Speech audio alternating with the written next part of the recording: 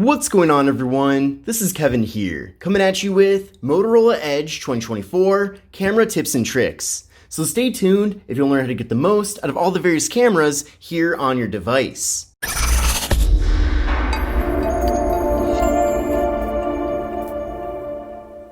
So this is the Motorola Edge 2024. Now, despite this being a mid-range smartphone, we're actually getting quite a few various cameras here and a lot of camera features. So in this video, I'll be walking through everything this phone has to offer involving the cameras so you know exactly how to use it. Now, the first thing I want to do is go over all the various cameras that we're actually getting here with the device.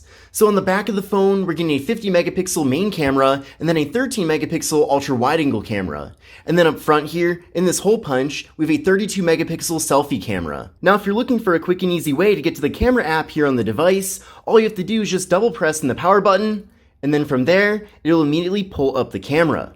Then from here, you can see all our various options for the different cameras on this phone. So by default, it'll pull up the main camera here, which is 1x. And then 0.5 is the ultra-wide camera. And you can see after making that switch, we're able to fit a lot more content into a single frame. This is definitely a very useful feature when I'm traveling, especially. I like to use the ultra-wide camera to really capture a lot of my surroundings, and you can really do a lot more with it compared to the standard camera. Now, in return for that, the standard camera is higher quality, so definitely if you're in low light situations, you'll want to use the standard camera over the ultra-wide, so it is nice that we are getting so many different options here. Now you'll see this button right here, it's a flower. This is technically the macro mode. However, there is no dedicated macro camera here on the device, but at least when you put the phone in this mode, it will do kind of a good job kind of simulating how a macro camera would look. And then if you tap on 2, this will zoom in at 2x, but keep in mind this device has digital zoom, not optical zoom, so really all it's doing is just cropping in from a standard photo. Now this option right here is to add filters, so you can put a bunch of different filters here over your camera, really making the photos look a lot different here. So that's pretty cool. And then this button right here is Google Lens. So if you go there, you can capture a photo of pretty much anything, and it'll then search up what you're taking a photo of. So you can see it did identify this as a plant, and it's even showing where I can actually buy the same exact plant online. Now tapping on the display will then focus things, and then from there you can also adjust how bright or how dark you want the image to be. So that could be potentially helpful. Then up above here, we have quite a few options. We have first the flash. So you can have the flash on auto or off or just on standard mode there. You can also go up here and you can actually pick image preference. So the device will actually style your image in either auto enhance or natural. We also have the timer up here. So 3 seconds, 10 seconds, or no timer. Then up here, you can pick the aspect ratio. So you can do 1:1, which is square, 3:4, which is the standard default. We also have 9:16 or 16:9, which is great for video thumbnails. And then finally, you can capture the full size of the display here with the device. So lots of different options when it comes to the aspect ratio. Now down below here, there's quite a few options in this slider. The first one here is for slow motion video. We also have the standard video mode too. So also with video, you have the option to capture ultra wide video. You can even capture macro video or even video at 2x zoom or really any level of zoom that you want to actually set the phone to here. But swiping down here, you can choose if you want the mic to be muted. You can also go up here and turn on the flashlight so it's on at all times when recording a video. You can also adjust the stabilization. So if you want smart stabilization to be on, keep it on because it's there by default. So lots of stabilization options up here. You can also switch the aspect ratio between 9:16 or 16:9 to the full 20:9 here on the device. You can also pick if you want 4K video. And then heading over to portrait mode, we can get those nice blurred out backgrounds, and a lot of people are a big fan of that. We have options here for 24 millimeters, 35, or 50 millimeters. So that's pretty cool how they kind of label it down there.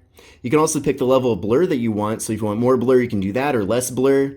And then flip around to the front-facing camera. There's me right there. You can also toggle the amount of blur. There's also an option here to kind of smooth out your face or do all kinds of modifications here.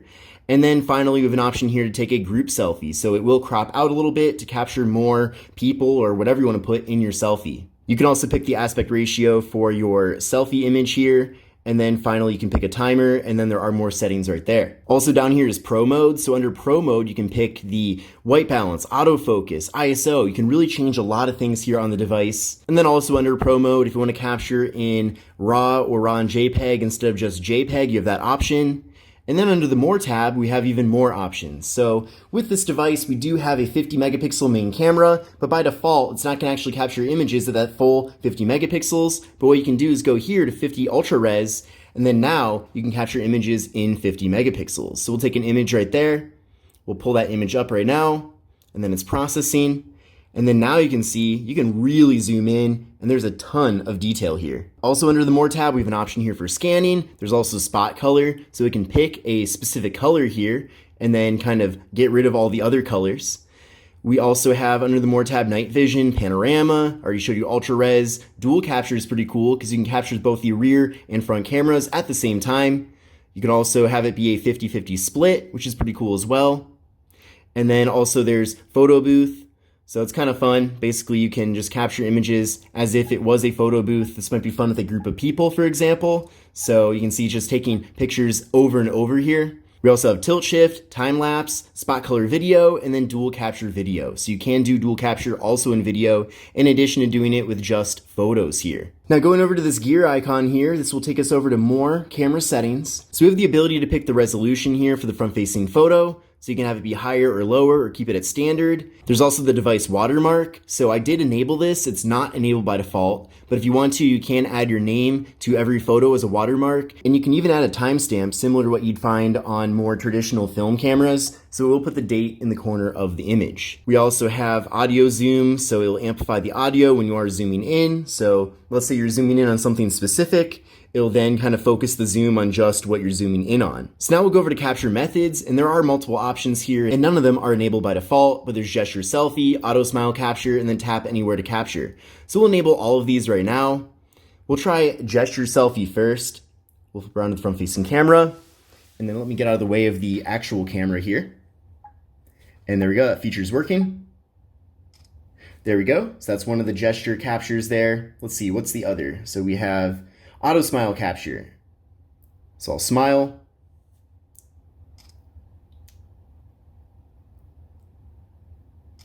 There we go, that's nice. And then finally, I have it enabled where you can tap anywhere on the display and it'll capture an image. So there we go. Those are the three options here for the capture methods. Now you can turn off shutter sound if you don't want the shutter button to make any sound at all. There's also capture assistant, so you can add in a grid and a leveler if you want to. So here's an example of that. So you can see there's the level and then we have the grid there. We also have keep last mode. So basically if you are changing up a lot of options on the camera and then you want the phone to bring up those options every time you pull up the camera app, you can enable that, which could be helpful. And then finally over here, there's quick capture. So if you twist your wrist quickly twice, it will open up the camera. You can also pick if you want this to pull up the rear or selfie camera. So we'll try it right now. And there we go, pulled up the camera. But this concludes my video on camera tips and tricks for the Motorola Edge 2024. I hope you enjoyed this video and found it to be helpful. If you did, then give the video a thumbs up. But this is Kevin here, and I will see you in the next one. Take care and have a great rest of your day.